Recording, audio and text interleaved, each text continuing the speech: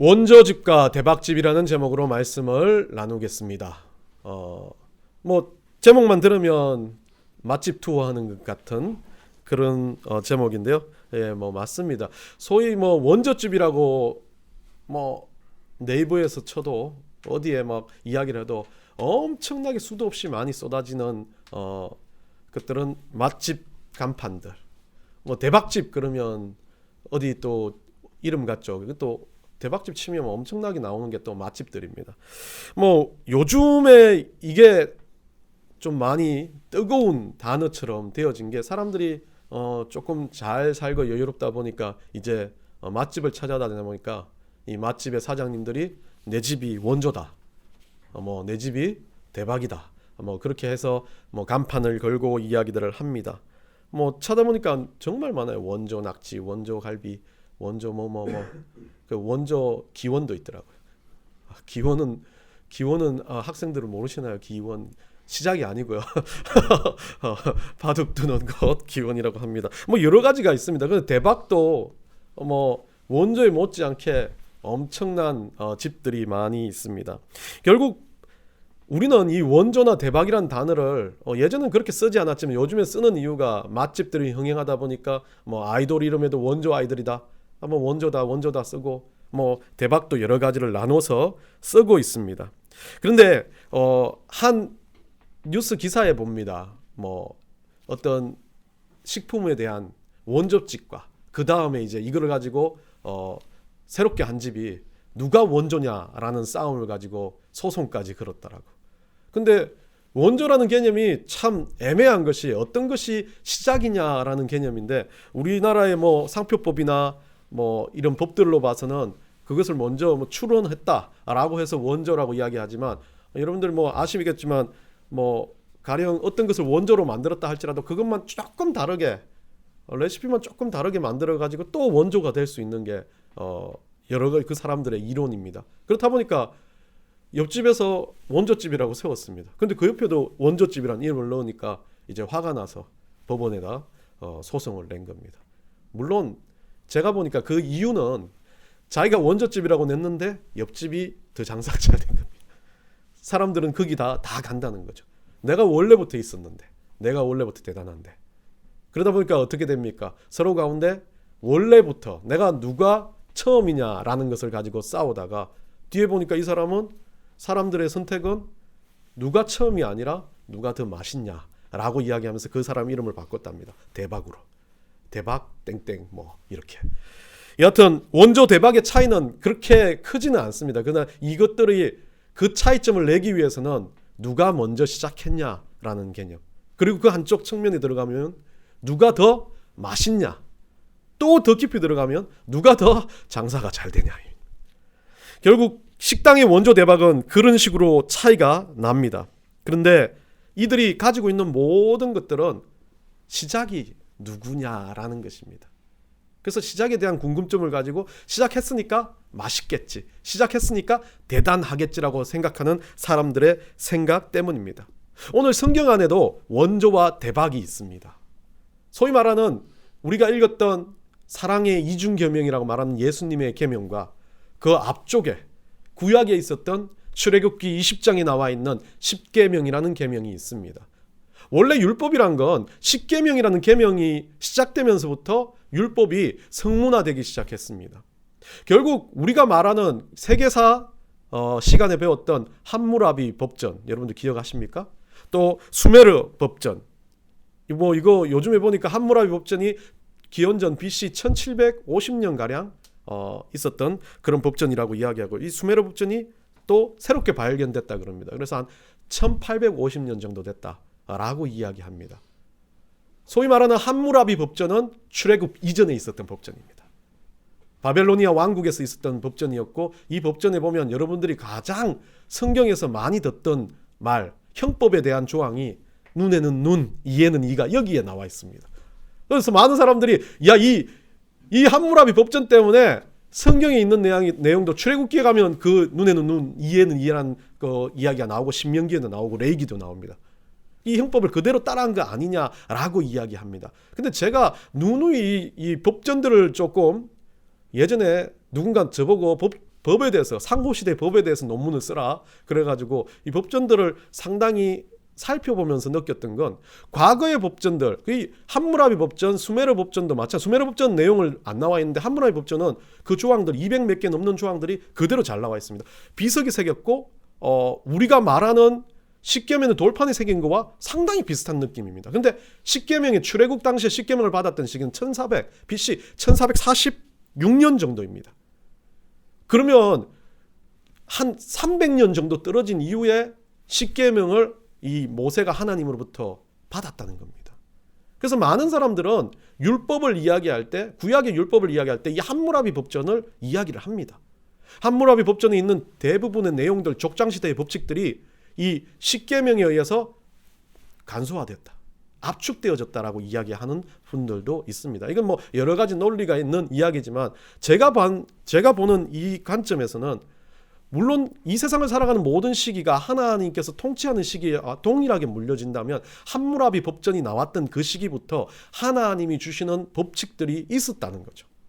결국 사람들 가운데, 족장들 가운데 하나님을 믿고 따르는 모든 사람들이 그때는 하나님을 알고 있었고 하나님으로부터 시작했기 때문에 에덴 동산 이후에 가인도 그랬고 많은 민족들이 하나님을 따랐다. 노아를 통해서 알아봤고, 그리고 하나님을 떠난 민족들은 심판을 받는 것들을 많이 보여주지 않습니까? 노아의 방주 사건, 바벨탑 사건을 통해서 하나님은 인류 가운데 미치는 영향력을 보여주셨습니다. 그리고 거기에 우리가 말하는 아브라함으로 시작돼서 족장들의 역사가 시작될 당시 함무라비라는 바벨로니아 왕국의 법전이 나왔다는 겁니다.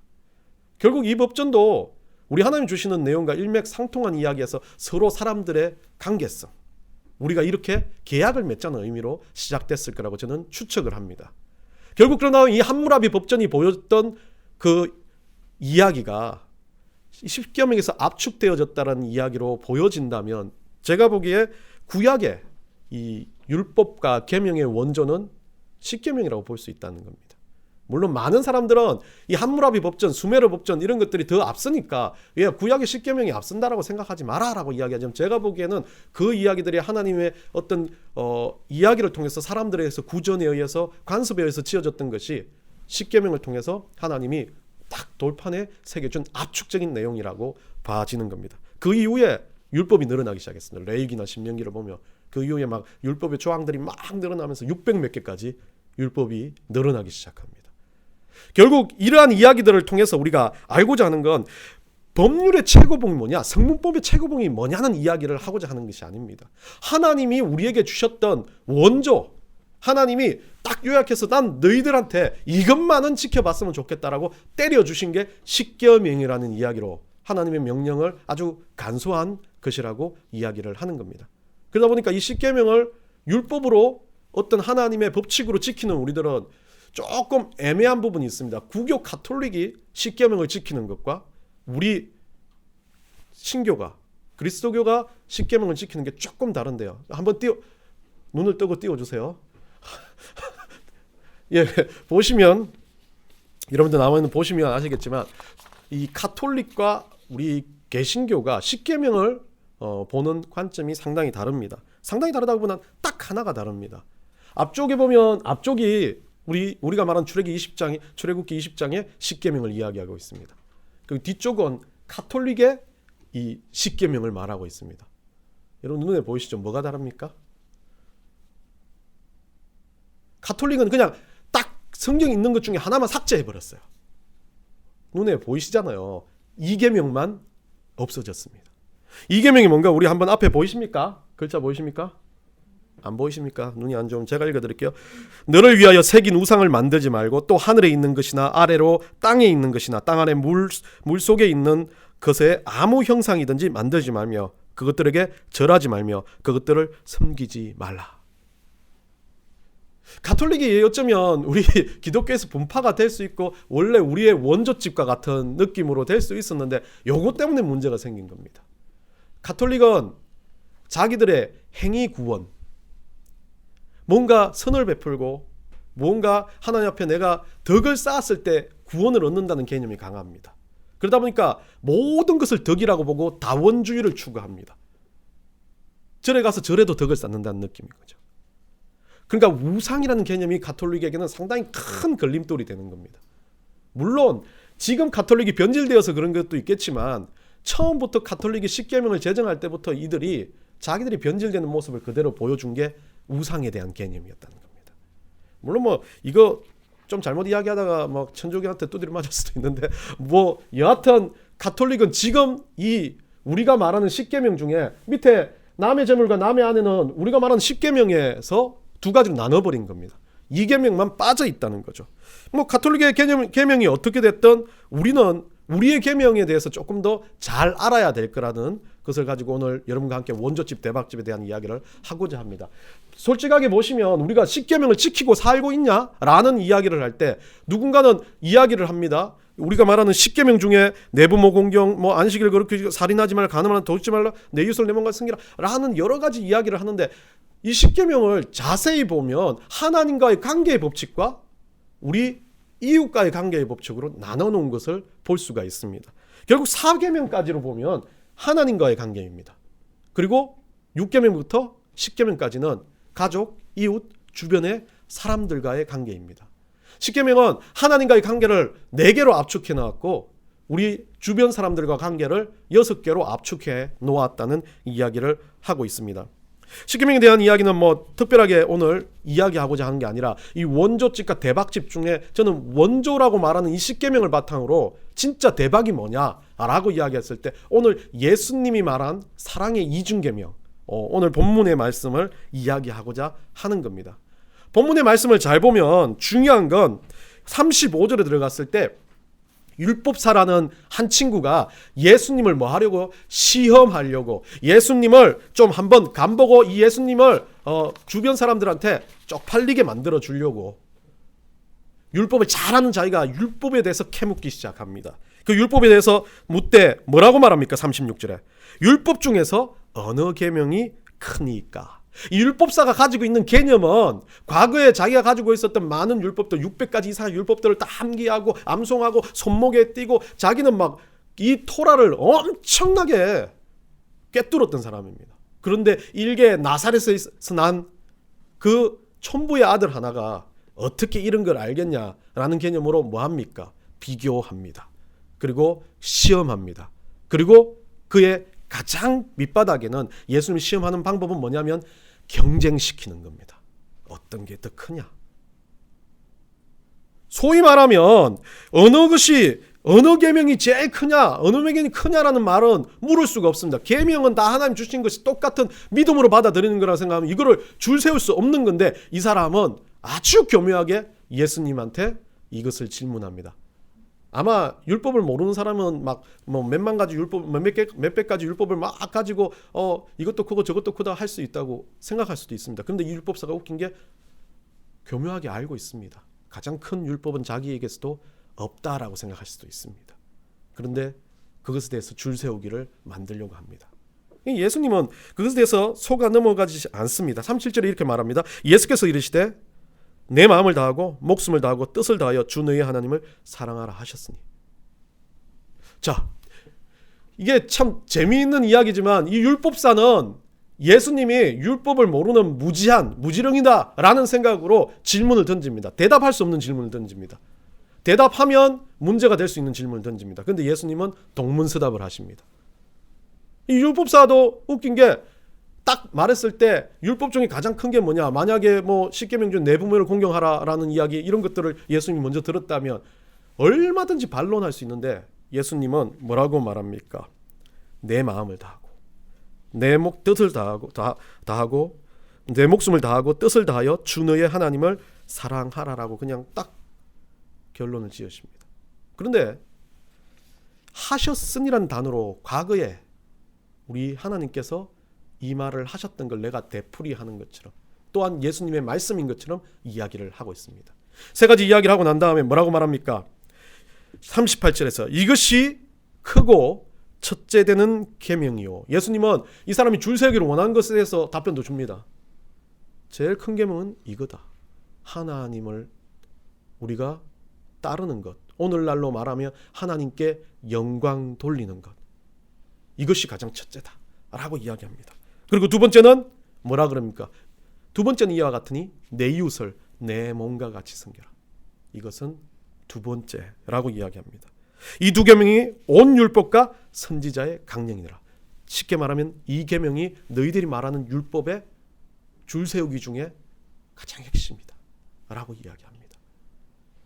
근데 뒤에 이 율법사가 반론한다는 이야기는 적어놓지 않고 그냥 사라지면서 이제 예수님을 죽이려고 모의한 사람들이 나옵니다.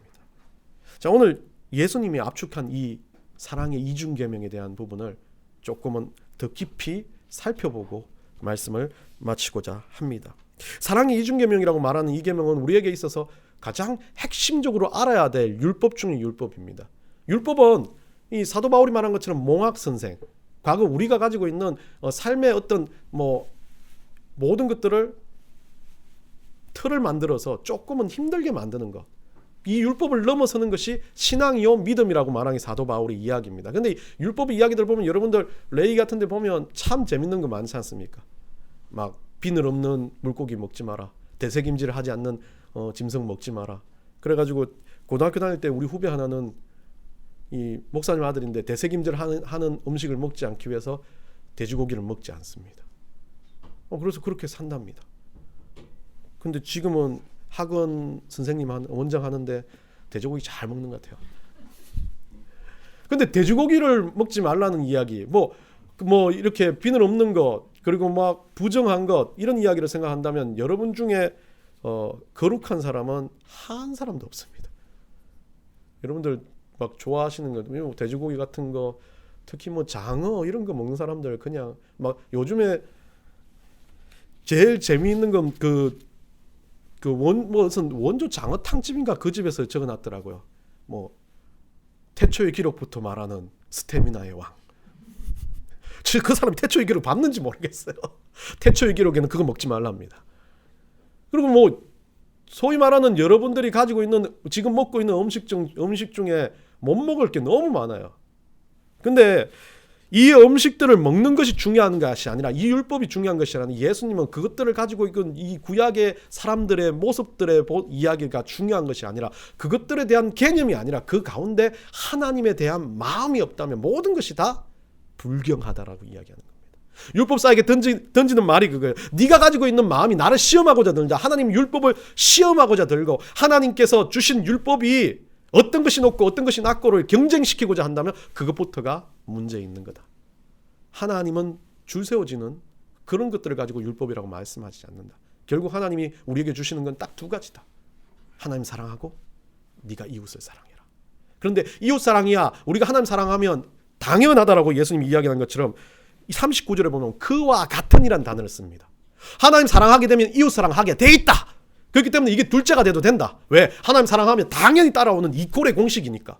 그러면 첫 번째 말하는 하나님 사랑하는 방식을 너희들이 제대로 알아야 된다. 첫 번째가 뭐냐면 내 마음을 다하고라고 이야기하는 겁니다. 마음을 다한다는 건 뭡니까? 여러분들 이 성경 원어에서 카르디아라는 단어를 쓰고 있습니다. 마음을 다하다. 영어로 말하면 with all your heart라고요. 마음이라고 말하는 이 카르디아라는 뜻은 원래 진실함을 가리킵니다. 어떤 것에 대해서 진실할 때를 가리킵니다. 어떤 것에서 진정한 마음을 가질 때, 진실함을 추구할 때 이 카르디아라는 단어를 쓰고 있다는 겁니다. 그래서 이 카르디아라는 단어는 제가 그때 헬라어 원전을 보다가 암기하는 제목이 그래요. 그녀에게 내 카르디아를 주었다. 고백할 때, 일생을 두고 반려자를 위해 고백할 때 이 카르디아, 내 마음, 거짓말로 한 사람도 있겠지만 이 마음을 전달하는 것. 이 사람이 진짜 죽도록 사랑스러웠다. 난 당신과 함께 뒤에 목숨 빼고요. 마음을 당신한테 내 마음을 전부 다 주었으니까 당신과 끝까지 백년해로 하고 싶다. 라고 하는 그 마음을 이야기하는 거죠. 사랑하고자 하는 마음은 마음으로 주는 것에 대한 집중적인 것으로부터 시작합니다. 이 카르디라는 뜻은 하나님 앞에 우리가 내 마음을 쏟아놓는 것으로 시작합니다. 내가 하나님을 사랑하고 있다는 것이 마음으로 진실되게 증명하는 것으로부터 시작된다는 것입니다. 두 번째는요, 목숨입니다. 근데 이 영어 성경에는 이것을 soul, with all your soul이라고 번역합니다. 소울이란 단어는 어떤 뭐 다른 기록들을 뭐 보든지 어떤 영어 번역을 보든지 영혼이란 단어를 많이 씁니다. 영이란 단어를 많이 씁니다. 근데 여기 헬라 원전에서 말하는 건 푸시케를 씁니다. 푸시케라는 단어는 생명을 이야기하는 거죠. 목숨을 이야기하는 겁니다. 다른 말로 하면 여러분들이 많이 들었을 겁니다. 호흡을 이야기합니다.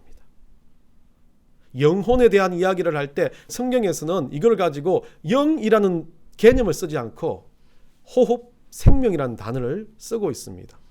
결국 우리가 말하는 목숨에 대한 이야기는 성경에서 말할 때 우리의 호흡과 우리의 생명을 이야기하는데, 생명은 목숨과 똑같이 여겨지겠지만 호흡은 우리가 생명을 유지하는 장치입니다.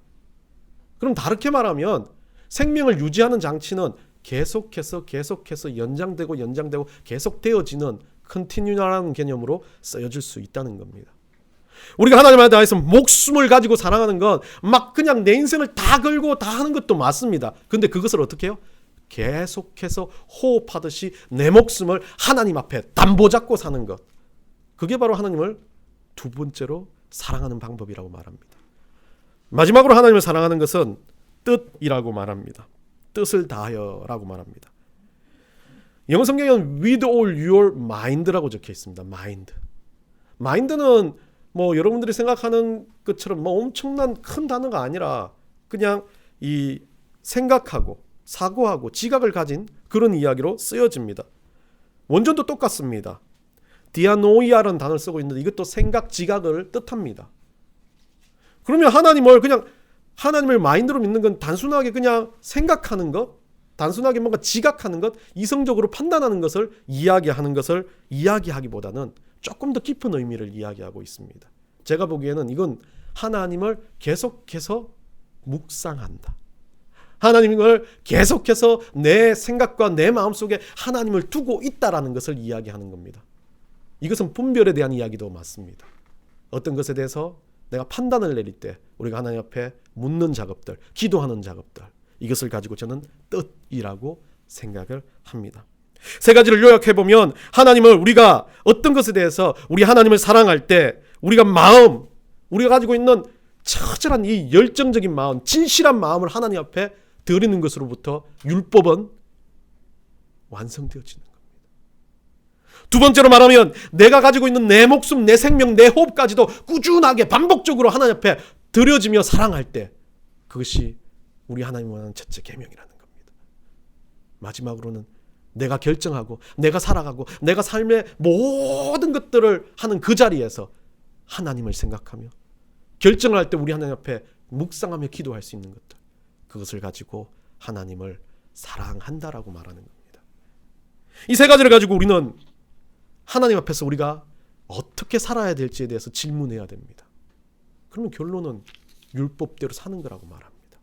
진짜 율법대로 예수님께서 우리에게 주신 이 이중 계명을 가지고 살아가야 된다고 우리는 판단할 수밖에 없습니다.